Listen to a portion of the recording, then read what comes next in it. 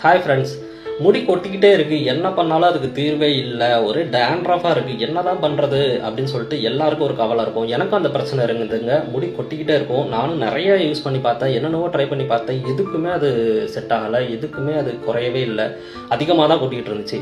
அப்போ நான் சின்னதாக ஒன்று தான் பண்ணேன்.